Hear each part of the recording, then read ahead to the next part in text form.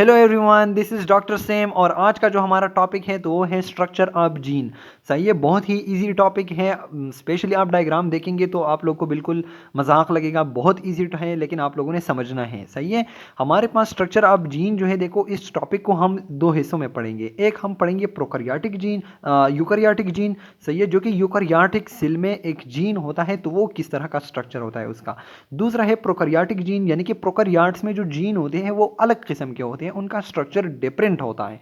सही है, तो उसकी स्ट्रक्चर हम पढ़ेंगे। दोनों स्ट्रक्चर जो है हम डायग्राम से पढ़ेंगे तो बिल्कुल आप लोगों को कोई भी इशू नहीं रहेगा। सही है, लेकिन यहाँ पर मैं थोड़ी सी ओवरव्यू करा देता हूँ स्ट्रक्चर ऑफ जीन के हवाले से।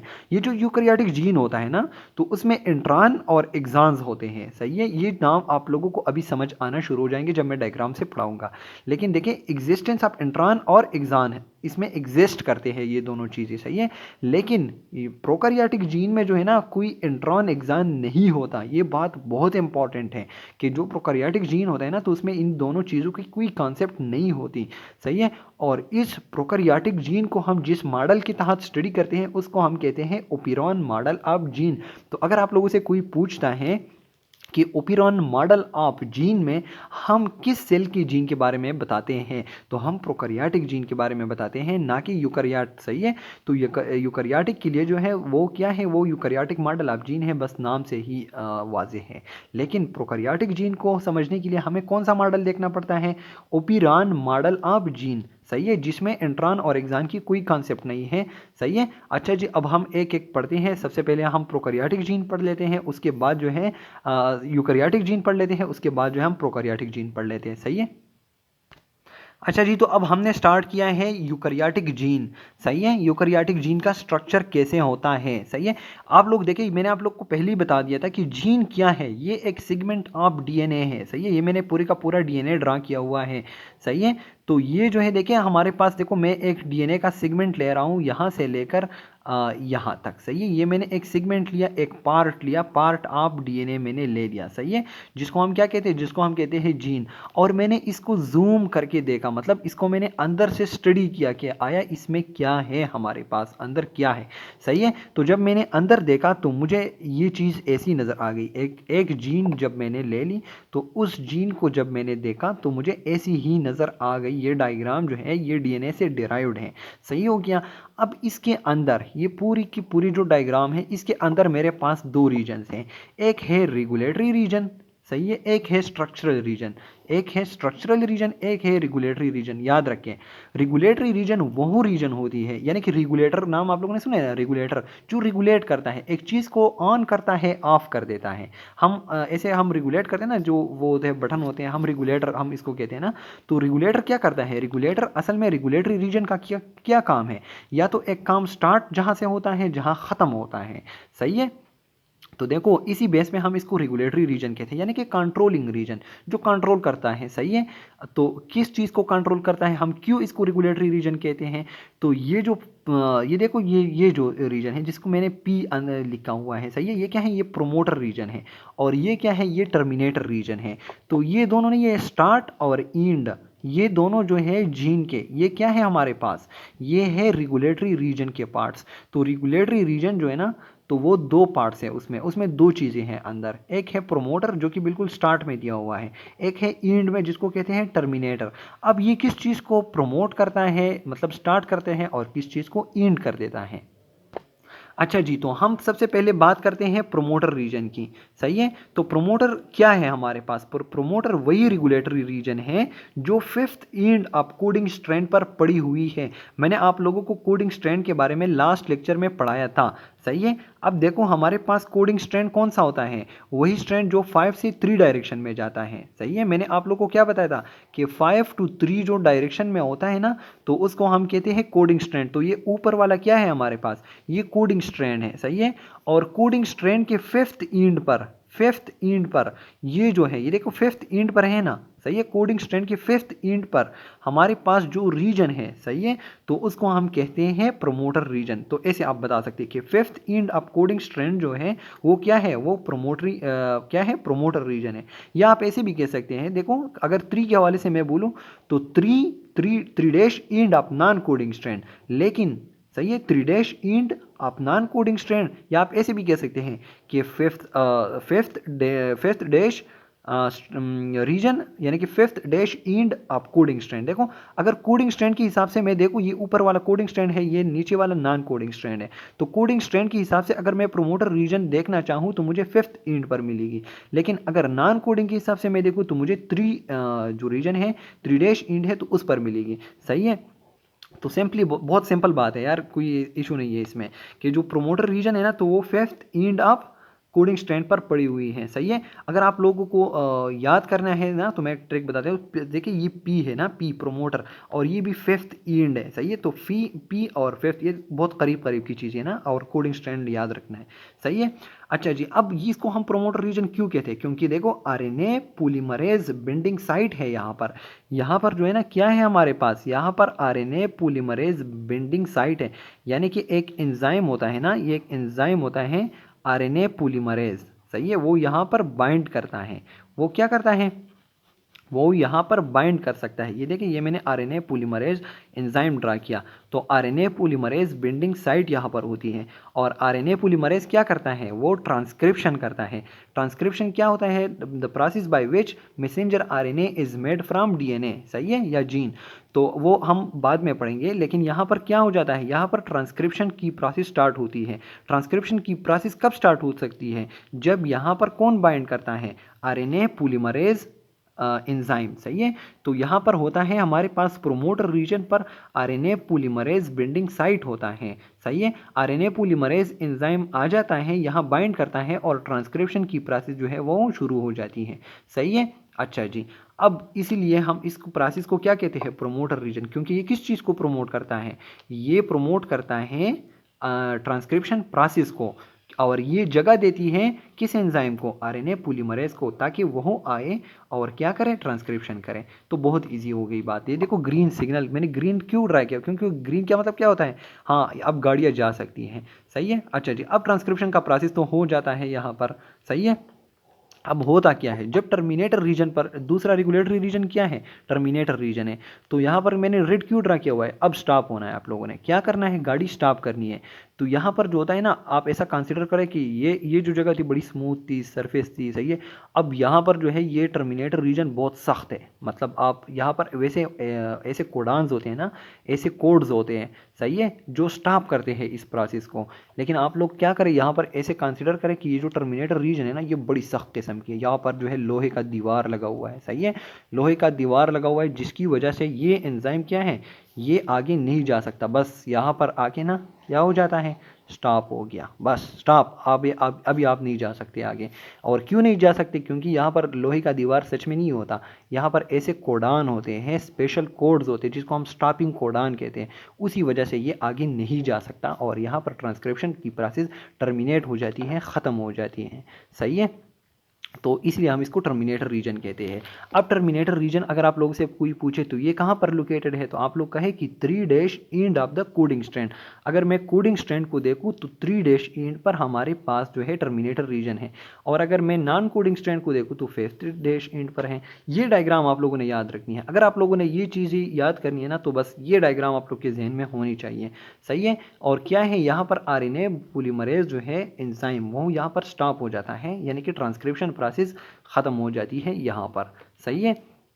तो देखो हमने यहाँ अभी तक क्या पढ़ा, हमने एक जीन को एक डीएनए से निकाला, क्योंकि जीन एक फ्रेगमेंट ऑफ डीएनए होता है, पार्ट ऑफ डीएनए होता है। सही है। और फिर हमने जूम करके उसके अंदर देखा तो हमें 2 रीजन आ गई, एक रेगुलेटरी रीजन। सही है, यानी कि स्टार्ट में और एंड में रेगुलेटरी रीजन जो रेगुलेट करता है द प्रोसेस ऑफ ट्रांसक्रिप्शन को। सही है। या फिर आप लोग कह सकते हैं कि बाइंडिंग ऑफ आरएनए पॉलीमरेज जहाँ पर होती है, और जहाँ पर आरएनए पॉलीमरेज स्टॉप होता है। सही हो गया। और दूसरा जो हमने देखा, तो हमने स्ट्रक्चरल रीजन देखा, जिसके बारे में हमने अभी तक नहीं पढ़ा। ये हमारे पास क्या है, ये स्ट्रक्चरल रीजन है, यहाँ से लेकर यहाँ तक, यानी कि प्रोमोटर और टर्मिनेटर के बीच में ये रीजन क्या है हमारे पास, ये स्ट्रक्चरल रीजन है। सही है। अब इस स्ट्रक्चरल रीजन के अंदर आप लोगों को 2 और चीज़ें नज़र आ रही है, एक ये कलर और एक सफ़ेद वाला कलर, एक पिंक वाला कलर, एक सफ़ेद वाला। सही है। अच्छा जी, अब ये क्या है?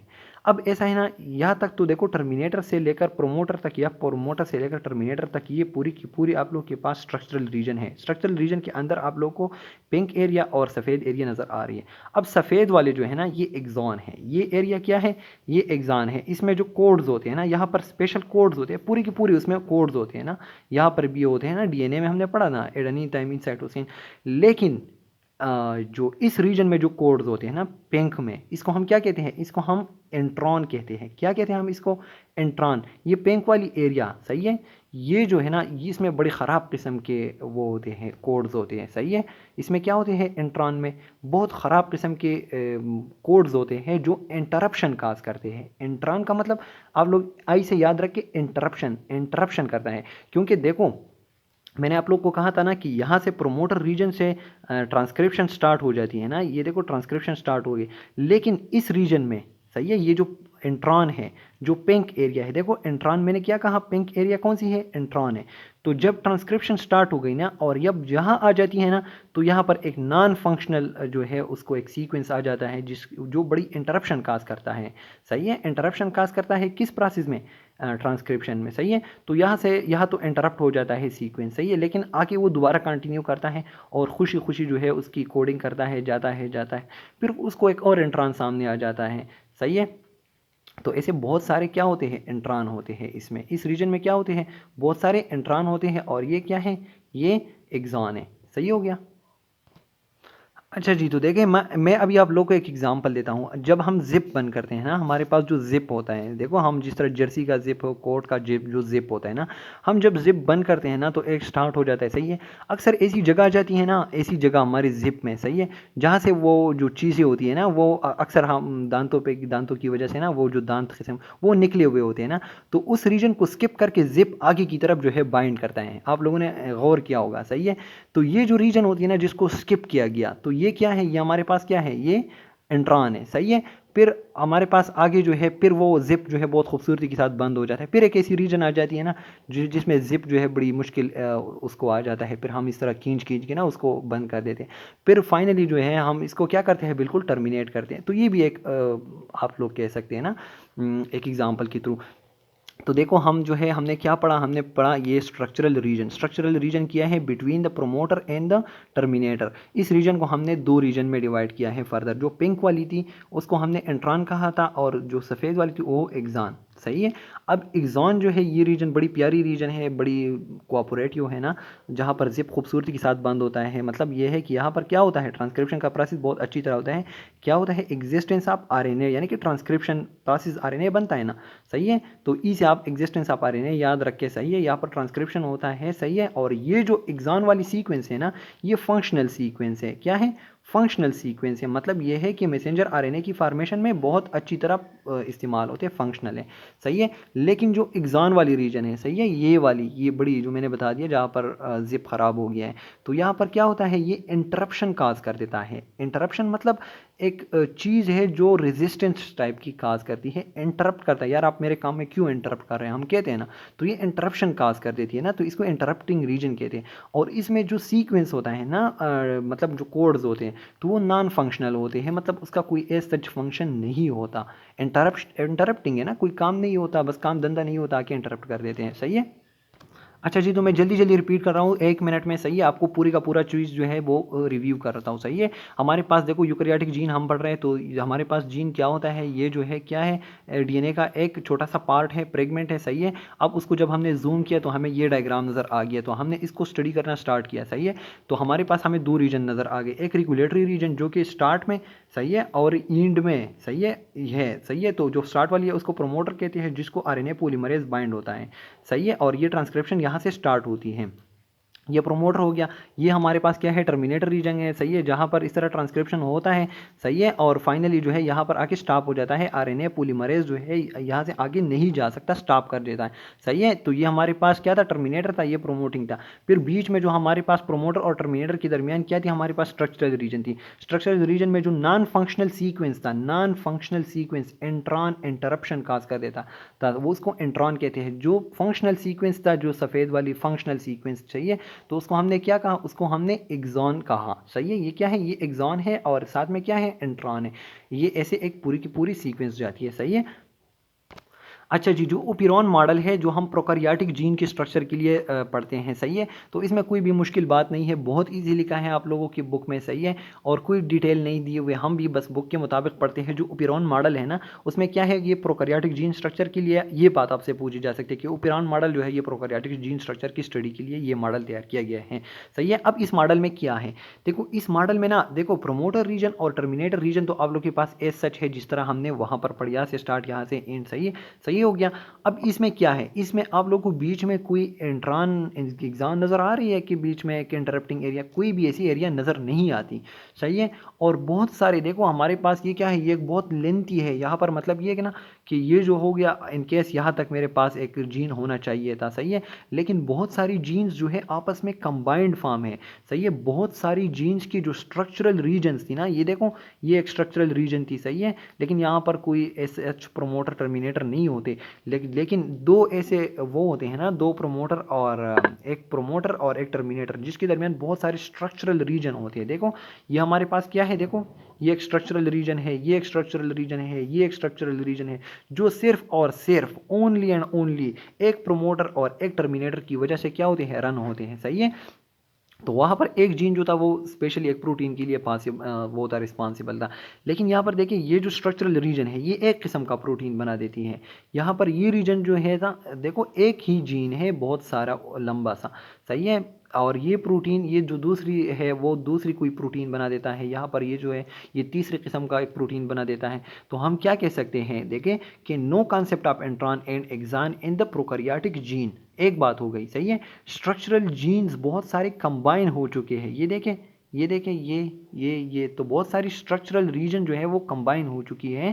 सही है, और वो डिफरेंट पॉलीपेप्टाइड को, डिफरेंट प्रोटीन को क्या कर रही है, कोड कर रही है। सही है, तो ये बहुत इजी है, कोई मुश्किल बात इसमें नहीं है, और होपफुली आप लोग को ये सब कुछ समझ आ चुका होगा। Thank you.